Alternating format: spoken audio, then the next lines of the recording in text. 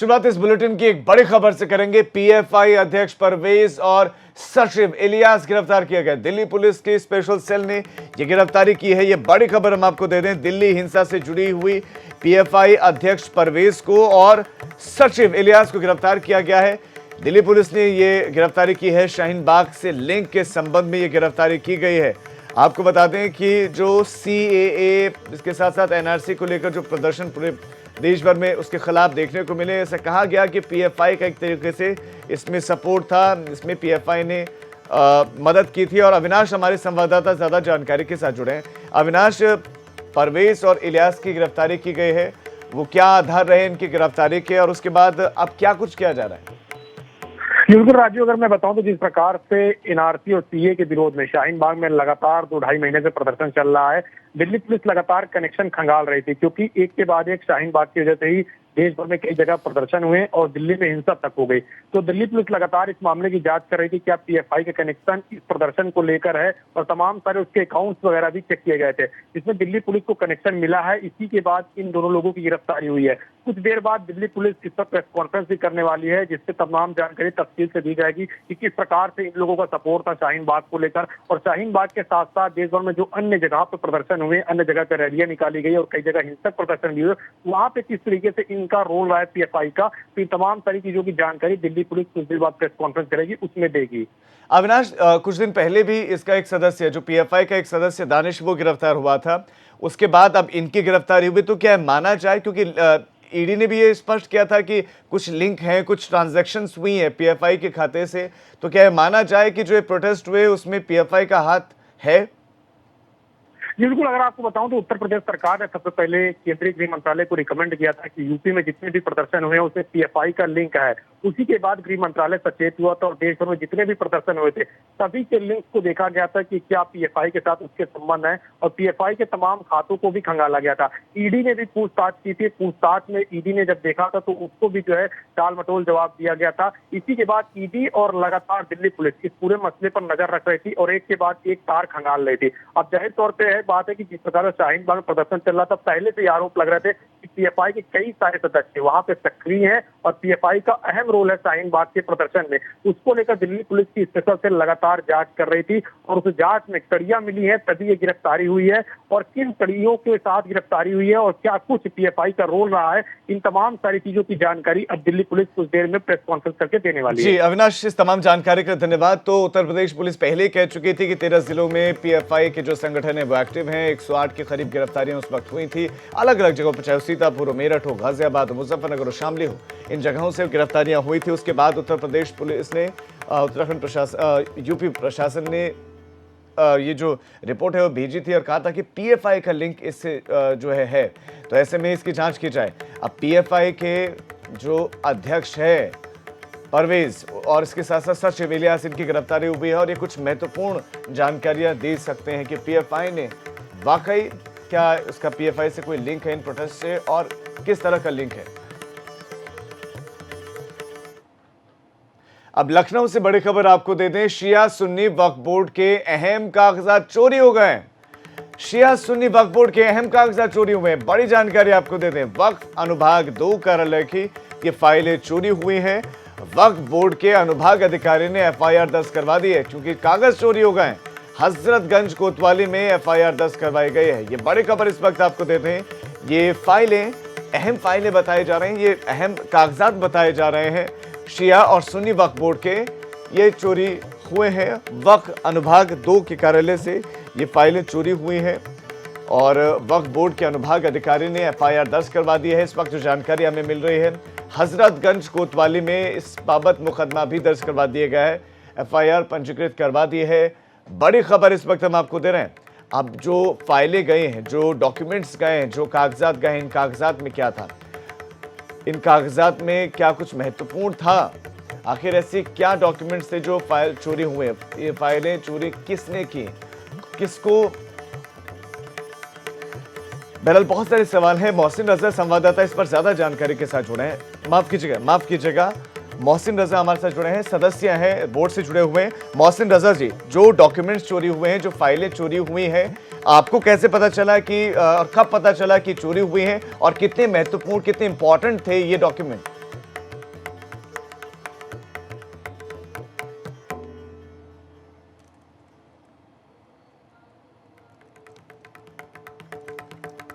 लगता है उनसे संपर्क टूट गया है। मोहसिन रजा जो सदस्य हैं उनसे हम दोबारा संपर्क करने की कोशिश करेंगे, लेकिन और उनसे जानेंगे कि जो फाइलें गायब हुए हैं या चोरी हुई हैं, एफआईआर चूंकि दर्ज करवाए हैं इसलिए कहा जा रहा है कि चोरी हुई हैं, तो ये कितनी महत्वपूर्ण फाइलें थी और इनका चोरी होना क्या दर्शाता है, इनके चोरी होने से क्या असर पड़ेगा इन दोनों ही बोर्ड पर, क्योंकि शिया और सुन्नी वक्फ बोर्ड दोनों अलग अलग ये बोर्ड हैं और इनके अहम कागजात चोरी होना, क्या किसने चोरी करवाए हैं, किस मकसद से चोरी करवाए हैं, चोरी किए हैं। बहरहाल अनुभव शुक्ला हमारे संवाददाता इस वक्त जुड़े हैं। अनुभव, मोहसिन रजा जुड़ने वाले थे, शायद किसी कारण वो नहीं जुड़ पाए, लेकिन मैं आपसे जानना चाह रहा हूँ भी कि ये जो दोनों ही शिया और सुन्नी वक्फ बोर्ड है, इनके जो कागजात हैं, ये कब जानकारी मिली कि चोरी हुए हैं, किस तरह के डॉक्यूमेंट्स चोरी होने की बात कही रही है? देखिए, बिल्कुल मुख्यमंत्री से तमाम शिकायतें की गई थी। दोनों वक्फ बोर्ड जो है उनमें बहुत सारी गड़बड़ियां थी और उसके बाद मुख्यमंत्री की ओर से ये कहा गया था कि जो भी गड़बड़ियां हैं उनकी सीबीआई जांच कराई जाए। और अब जब सीबीआई जांच की बात सामने आई तो उससे पहले ये सब बात आ गई कि वहां पर जो 5 साल के ऑडिट थे, विशेष ऑडिट कराया जाता है कि कितने बच्चे पढ़ते हैं, कितने मदरसे हैं, कितने इनरोल हैं, क्योंकि उसी हिसाब से पैसा जाता है, तो वो फाइल ही गायब हो गई। अब अनुभाग 2 जो है वहां पर उसके एक कर्मचारी ने एक एफआईआर दर्ज कराई है हजरतगंज कोतवाली में। तो राजीव, एक ट्रेंड सा है। देखिए, जब कभी भी इस तरह के कोई घोटाले होते हैं, जांच के आदेश होते हैं, तो हमने इसी लखनऊ में देखा है कि या तो उस दफ्तर में आग लग जाती है, फाइलें जल जाती हैं, या फिर वो फाइलें मिसिंग हो जाती हैं। ऐसा ही मामला अब ये वक्फ से जुड़ा हुआ सामने आ गया है। वक्फ राज्य मंत्री है मोहसिन रजा, हमने उनसे बात की तो उन्होंने कहा कि जानबूझकर कर रहा है कि ये साजिश है कुछ लोगों की, और जिन लोगों ने पिछली सरकारों में घोटाला किया, गड़बड़ियां की, ये शायद उन्हीं लोगों की साजिश है और उसमें कुछ विभाग के लोग भी शामिल हो सकते हैं, मिले हुए हो सकते हैं। लेकिन अनुभव, क्या सीसीटीवी फुटेज खंगाले गए हैं? क्योंकि क्या भीतर कौन जा सकता है, जिसको अनुमति होगी वही जा सकता है, तो ऐसे में क्या सीसीटीवी फुटेज खंगाले गए हैं? क्या है सीसीटीवी फुटेज या नहीं? देखिए, बिल्कुल राजीव, वो जहाँ पर ये ऑफिस है वो पूरी सिक्योर बिल्डिंग है। वहाँ पर हर समय सुरक्षा गार्ड मौजूद रहते हैं, सीसीटीवी कैमरे भी लगे हुए हैं। उसके बावजूद अगर इस तरह से फाइलें गायब हो जा रही, फाइलें चोरी हो जा रही, तो जाहिर सी बात है कहीं ना कहीं मिली भगत जरूर है। और अब एफआईआर दर्ज हुई है हजरतगंज कोतवाली में, तो पुलिस जब पूरे मामले की जांच करेगी, सीसीटीवी फुटेज खंगालेगी, तो शायद जो लोग हैं कॉन्स्पिरेसी रखने वाले, उन तक पहुंच जाएगी और जल्द जो है आरोपी जो है वो सामने आएंगे। जी अनुभव, आपका इस तमाम जानकारी के लिए धन्यवाद। तो जो महत्वपूर्ण डॉक्यूमेंट्स हैं वो गायब हुए। मोहसिन रजा जो कि यूपी कैबिनेट के सदस्य भी हैं और महत्वपूर्ण विभाग उनके पास है, वक्फ का विभाग उन्हीं के पास है। वैसे में वो ये कह रहे हैं कि ये साजिशन किसने करवाया है और इस मामले में वो कार्रवाई करेंगे। मुजफ्फरनगर में महिला से छेड़छाड़ करना एक मजनू को भारी पड़ गया। छेड़छाड़ से परेशान महिला ने शोहदे की जमकर पिटाई कर दी। बाद में मौके पर पहुंची भीड़ ने शोहदे को पिटता देखकर मोबाइल में वीडियो कैद कर लिया, जो अब सोशल मीडिया पर वायरल हो चुका है। थाना जानसठ इलाके के कचहरी परिसर का ये पूरा मामला है और ये छेड़खानी कर रहा था महिला के साथ। शोहदा एक बार फिर आया, छेड़खानी कर रहा था, लेकिन इस बार महिला ने हिम्मत दिखाई, मोटरसाइकिल रुकवाई, उसको मोटरसाइकिल से उतरा और उसके बाद शुरू कर दी उसकी चप्पल जूतों से धुनाई करना।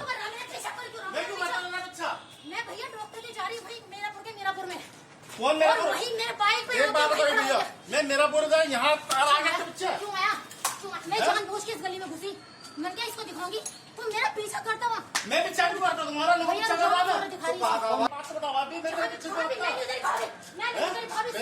देखिए महिला को आपने सुना होगा, महिला ये कह रही हैं कि इस शोहदे को सबक सिखाने के लिए वो, क्योंकि लंबे समय से पीछा कर रहा था, कई दिनों से पीछा कर रहा था और कई काफी दूरी से पीछा कर रहा था, तो एक अलग गली में वो आई और ये वहां भी पहुंच गया और फिर महिला ने शुरू कर दी इसकी पिटाई।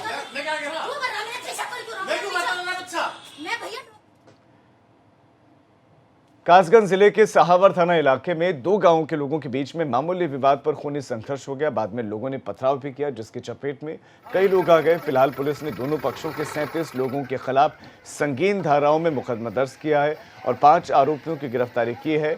बाकी बचे आरोपियों की पकड़ के लिए छापेमारी की कार्रवाई की जा रही है। फिलहाल गाँव में पुलिस फोर्स तैनात है। ये देखो सबका घर भर सबका जो मेरठ में होली के हुड़दंग का वीडियो सोशल मीडिया पर तेजी से वायरल हो रहा है। यहाँ के चौधरी चरण सिंह विश्वविद्यालय के छात्रों ने स्कॉर्पियो पर सवार होकर पिस्टल लहराया, जबकि दूसरे वीडियो में युवक देसी पिस्टल लहराते हुए डांस करते दिखाई दिए। हालांकि वीडियो में कितनी सच्चाई है, ये पुलिस जांच रही है।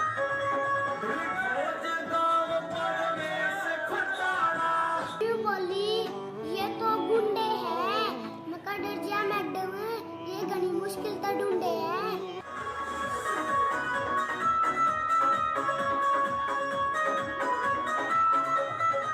गाजियाबाद के मोदीनगर में एक व्यक्ति की ताबड़तोड़ फायरिंग से इलाके में हड़कंप मच गया। यहाँ के शास्त्री नगर कॉलोनी में एक युवक करीब 2 घंटे तक तांडव करता रहा, बीच बीच में फायरिंग करता रहा। युवक का ये पूरा कारनामा पास में लगे सीसीटीवी कैमरे में कैद हो गया। हालांकि पुलिस के मुताबिक अभी तक उसे इस बात की जानकारी नहीं मिली। हम मीडिया के जरिए पुलिस को वारदात की जानकारी मिली है।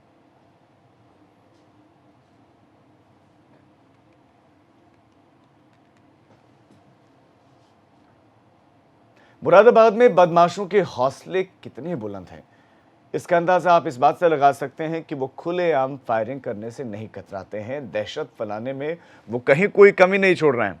मामला कटघर कोतवाली इलाके का है, जहां पर पीतल नगरी कॉलोनी में एक गाय को पत्थर मारने वाले दबंगों को एक युवक ने जब रोका, ऐसा करने से मना किया, तो ये दबंग मोटरसाइकिल पर सवार अपने साथियों के साथ पहुंचे और युवक के कान पर पिस्टल रख दी, रिवॉल्वर सटाकर फायर कर दिया। हालांकि युवक ने किसी तरह से हाथ मारकर अपनी जान बचा ली।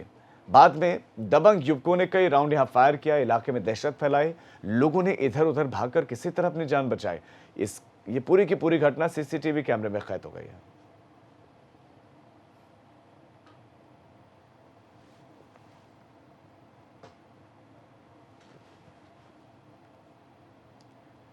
अब कानपुर से बड़ी खबर, जहां कानपुर में चौबेपुर पुलिस को कामयाबी मिली है। दोहरे हत्याकांड का आरोपी गिरफ्तार किया गया है।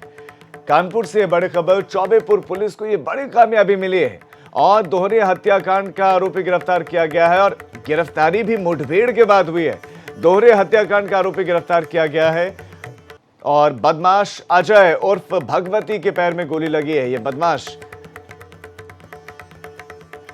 गिरफ्तार हुआ है। मौके से तमंचा, कारतूस भी इसके पास से बरामद किया गया है। तो इसकी तलाश लंबे समय से की जा रही थी और बड़ी कामयाबी चौबेपुर पुलिस को मिली है। ये दोहरे हत्याकांड का आरोपी गिरफ्तार कर लिया गया है। हालांकि इसको गोली भी लगी है मुठभेड़ में। इसने गोलियां चलाई पुलिस पर, पुलिस ने जवाबी फायर किया तो इसके पैर में गोली लगी है और अब इससे पूछताछ की जाएगी।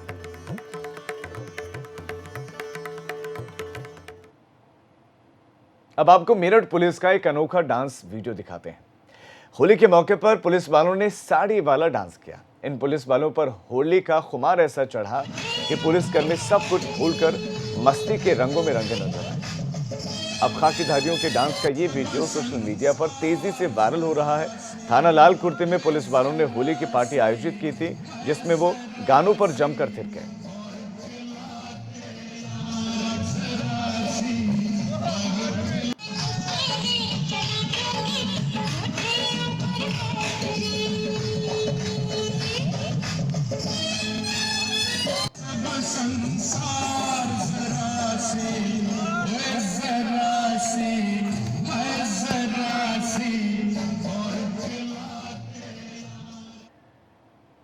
शामली के एसपी विनीत जायसवाल के डांस का एक वीडियो सोशल मीडिया पर वायरल हो रहा है।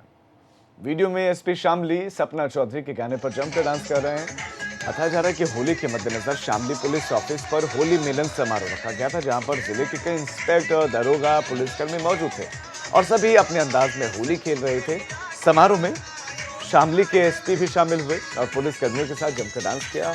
एसपी के डांस का वीडियो सोशल मीडिया पर सुर्खियां बटोर रहा है।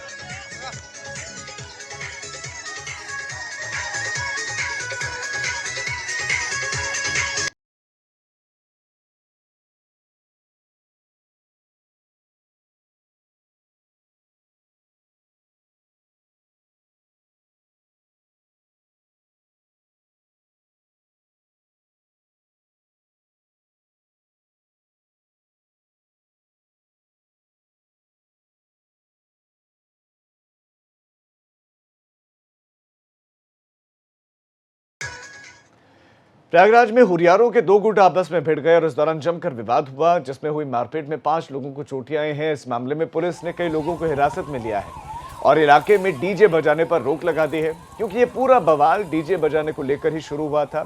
चौक इलाके के लोकनाथ की घटना है।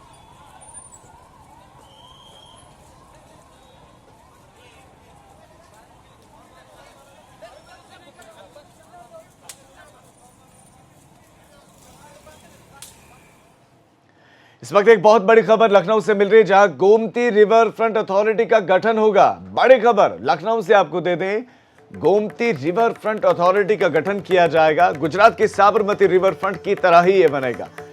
बड़ी खबर इस वक्त ये दे रहे हैं आपको, साबरमती रिवर फ्रंट के पूर्व अध्यक्ष को सलाहकार बनाने की तैयारियां हैं। तो गुजरात की साबरमती रिवर फ्रंट की तरह ही ये बनने वाला है और जल्द ही अफसरों का एक दल गुजरात का दौरा करेगा। और लखनऊ के मंडलायुक्त मुकेश मेश्राम के मुताबिक ये जल्द ही बनेगा, प्राधिकरण जल्द ही बनेगा। अनुभव सहयोगी ज्यादा जानकारी के साथ जुड़ गए। अनुभव, जो ये अथॉरिटी होगी ये किस तरह का काम करेगी और गुजरात मॉडल से क्या सीखने की यहाँ पर कोशिश की जा रही है? देखिए राजीव, ये गोमती रिवर फ्रंट जब अखिलेश यादव मुख्यमंत्री थे उनके ड्रीम प्रोजेक्ट में गिना जाता था और ये इंस्पायर कहीं ना कहीं जो साबरमती रिवर फ्रंट है उससे था। उनकी सरकार में तमाम काम हुए, पर जब सत्ता बदली तब जब मुख्यमंत्री बने योगी आदित्यनाथ तो उन्होंने कहा कि बहुत सारी गड़बड़ियां हुई हैं, बहुत सारी शिकायतें आई, उसकी जांच के आदेश दे दिए गए और पिछले 3 सालों में अगर हम कहें तो वहाँ कोई काम हुआ नहीं है। जो पहले काम हुए थे वही हुए थे, पर अब जो शासन है, जिला प्रशासन है लखनऊ का, उसने ये तय किया है कि इसको हम बिल्कुल जो साबरमती रिवर फ्रंट है उसकी तरह डेवलप करेंगे और एक प्राधिकरण बनाएंगे। क्योंकि गुजरात की अगर हम बात करें अहमदाबाद में, वहाँ पर साबरमती रिवर फ्रंट अथॉरिटी है, उसी की तर्ज पर अब एक गोमती रिवर फ्रंट अथॉरिटी का गठन किया जाएगा। और जो साबरमती रिवर फ्रंट के पूर्व अध्यक्ष है केशव वर्मा, उनको सलाहकार बनाने पर जो हम कहें तो जो प्राथमिक सहमति है वो बन चुकी है। लखनऊ की कमिश्नर है मुकेश मेश्राम, उनका साफ तौर पर कहना कि ये प्राधिकरण बनेगा और यही प्राधिकरण तय करेगा कि हम ये जो गोमती रिवर फ्रंट है उसको किस तरह से डेवलप करें, किस तरह से वहाँ सहूलियतें दें। पहले कहा जा रहा है कि लामाटीने से गऊ घाट तक इसको उसी तर्ज पर डेवलप किया जाएगा और बहुत जल्द एक टीम जो है वो गुजरात जाकर दौरा भी कर आएगी और अपनी रिपोर्ट जो है वो कमिश्नर मुकेश मेश्राम को सौंपेगी। जी अनुभव, आपका इस तमाम जानकारी के लिए धन्यवाद। चलिए फिलहाल रुक रहे हैं छोटे से ब्रेक के लिए, हम फौरन लौट रहे हैं।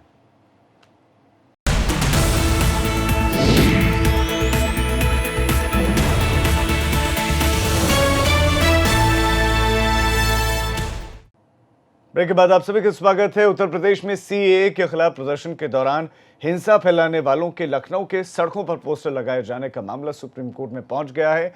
उत्तर प्रदेश सरकार के द्वारा याचिका दाखिल करके सड़क से पोस्टर हटाने के हाईकोर्ट के आदेश को सुप्रीम कोर्ट में चुनौती दी है। सुप्रीम कोर्ट में अब से कुछ ही देर बाद इस मामले की सुनवाई होगी। दरअसल 3 दिन पहले ही इलाहाबाद हाईकोर्ट ने नागरिकता कानून के खिलाफ प्रदर्शन के दौरान हिंसा के आरोपियों का पोस्टर हटाने का आदेश दिया था। लखनऊ के अलग अलग चौराहों पर वसूली के लिए 57 कथित प्रदर्शनकारियों के 100 पोस्टर्स लगाए गए थे।